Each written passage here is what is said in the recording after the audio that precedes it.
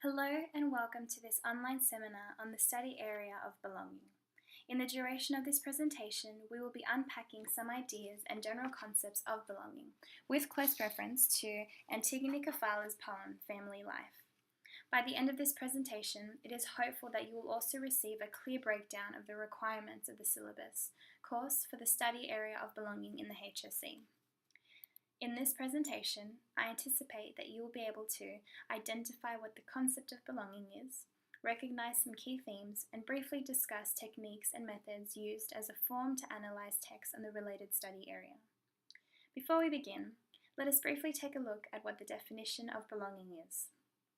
To belong is to be the property of, to be owned by, be the possession of, or be in ownership of, or to be a member, to be included in, to be affiliated with, or to be connected with.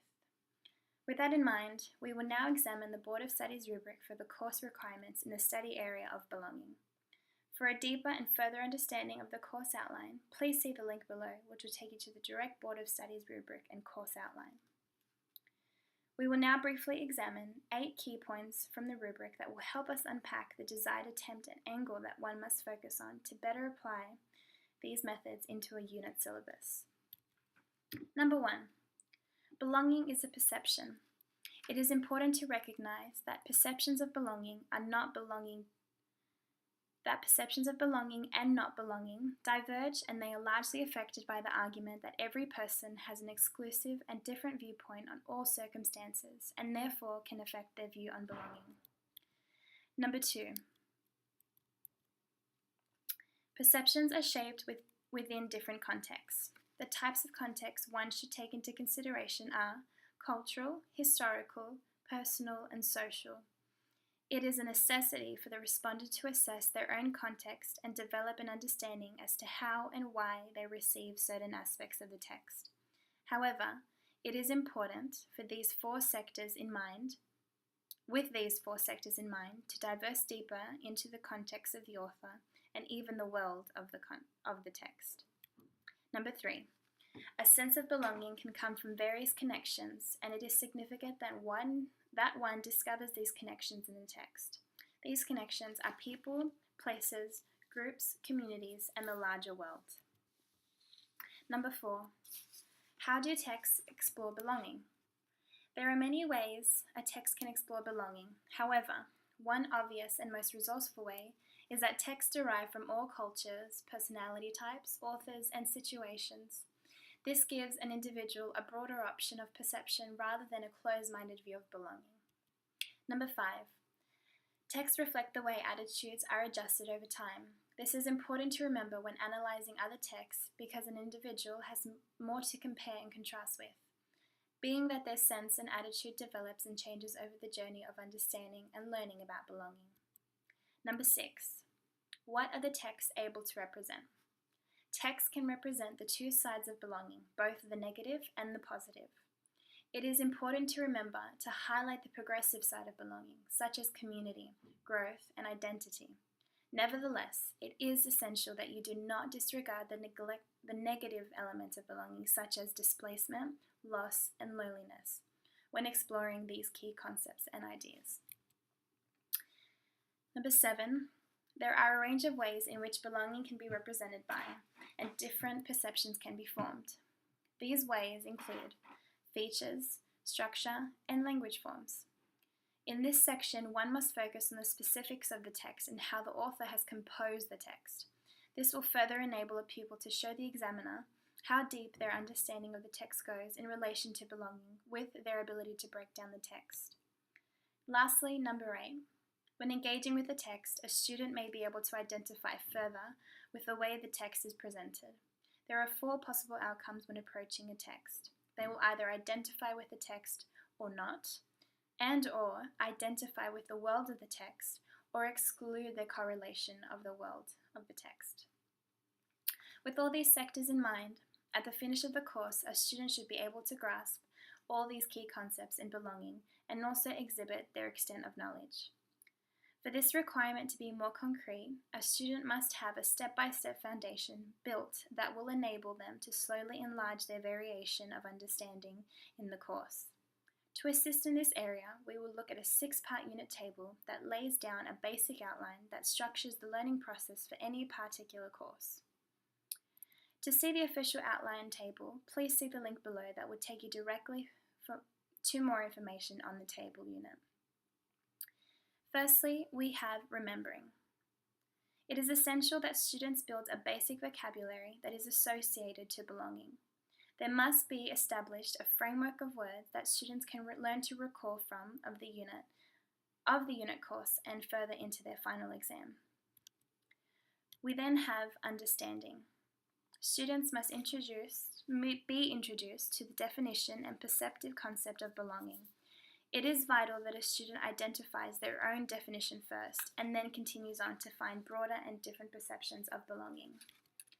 We follow this with applying. Students should by this time have applied their concepts to their prescribed texts and now begun to research other related texts to analyze. With analyzing, a student at this point in the course will be defining different areas of belonging in a text by breaking down the context and structure of a text, by significantly looking at techniques, methods, and specific language, and creating meaning from it. Second to last, there is evaluating. This is where students will prescribe texts as a whole and evaluate the ideals and concepts that are found in those prescribed texts and related texts, in regards to belonging and not belonging. Lastly, we look at creating. At this point in the course, students will begin to compose their own creative pieces, such as short stories, in correlation to belonging. However, this does not constrict the forms of writing. Students can and will be asked to compose their writing in other forms, such as an essay format. In this seminar, I will cover some of these components when we break down Antigone Kefala's poem, Family Life. However, I will be focusing more intently on the analyzing component. The conclusion thus far is that belonging is a perception. This perception can be learnt and studied. However, it is also a necessity for a student to form original ideas on belonging when looking at a text. Before we move on, I would like to share some quotes from E. Cummings that very intelligently and creatively reflect on 3 areas of belonging. Belonging is a common struggle found by humanity. To be nobody but yourself in a world which is doing its best night and day to make you everybody else means to fight the hardest battle which any human being can fight and never stop fighting. Belonging is an issue of identity. When you think or you believe or you know, you are a lot of other people, but the moment you feel, you are nobody but yourself. Belonging is found through relationships. Here is the deepest secret nobody knows. Here is the root of the root, and the bud of the bud, and the sky of a tree called life. Higher than the soul can hope or mind can hide, and this is the wonder that's keeping the stars apart. I carry your heart, I carry it in my heart. We will now continue on to our prescribed text, which is a poem by Antigone Kefala, as mentioned before. However, before we recite the poem, it is important, as stated earlier on, to read some context of the poet, the author, and/or creator of the text to gain a better ground in understanding. Antigone Kefala was born in 1935 at Braila, Romania, of Greek parents. After the war, her family returned to Greece before emigrating to New Zealand in 1951. She graduated with an arts degree from Victoria University, Wellington, and subsequently completed an MA there in 1960. In the early 1960s, she moved to New South Wales, working first as a teacher of English as a second language, and subsequently as an administrator of the University of New South Wales and as an arts administrator with the Australia Council.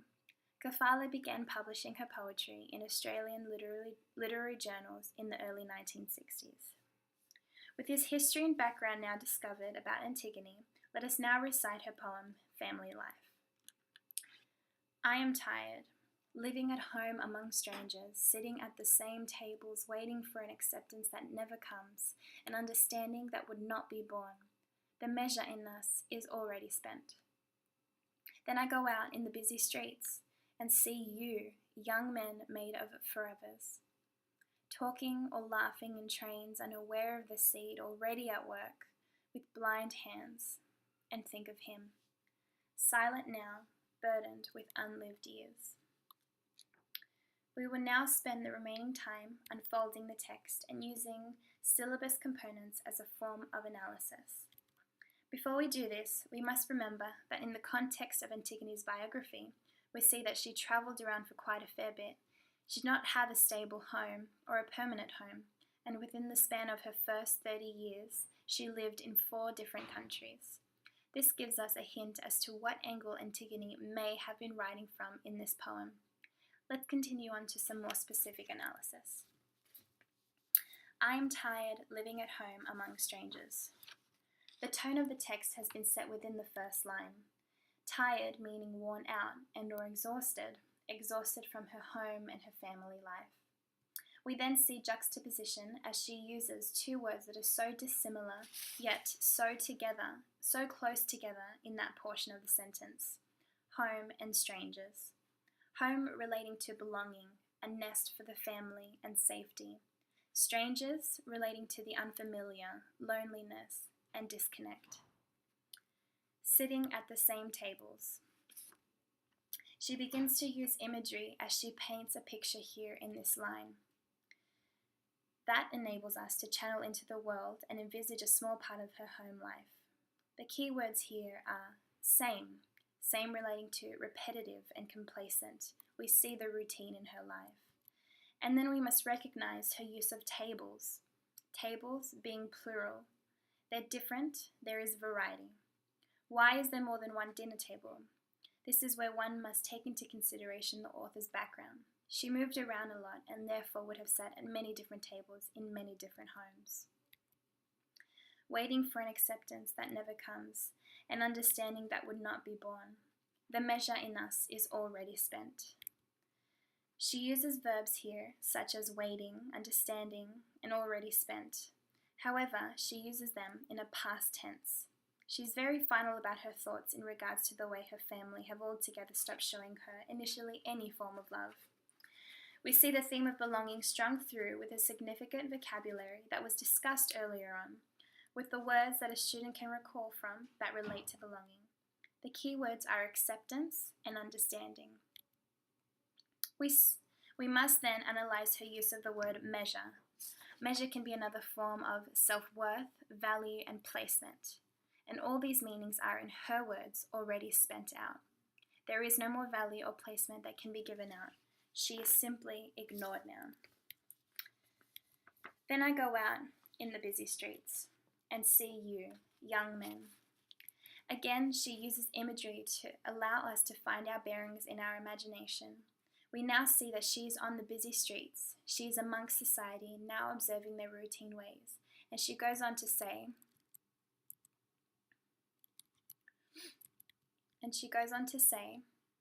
and see you, young men. We must sense some attitude in that connotation. And through that, we pinpoint where her dislike derives from. Bear with me one moment.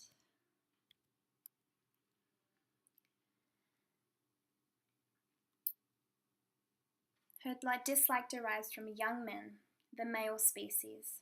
And when you bring it back to the furthest concept, it would essentially come back to her father, the male in her family. Unaware of the seed, already at work, with blind hands, and think of him. We now understand that her view of men is that they are ignorant. And they are, keyword, unaware, they have blind hands. She uses the term seed because they will take part in the birth of more children, and it is here that her fear can be found. Her fear that more generations will be born into families, and as they slip by, they will have no chance of acceptance or understanding from their fathers. And the evidence to support this train of thought would be where she writes, and I think of him. Him. Who is him?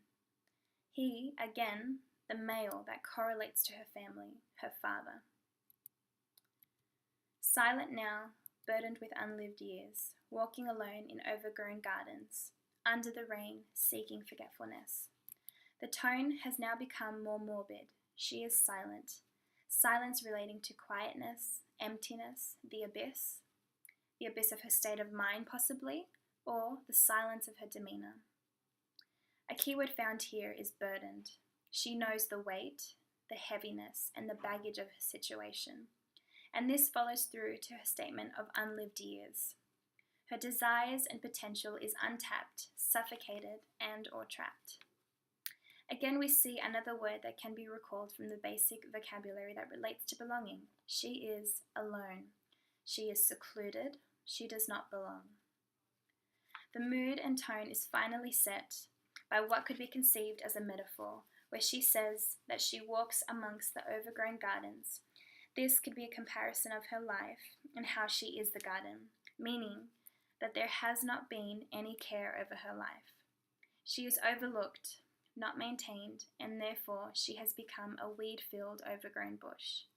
She finishes off by saying that she is seeking forgetfulness. What is she forgetting? One must question this.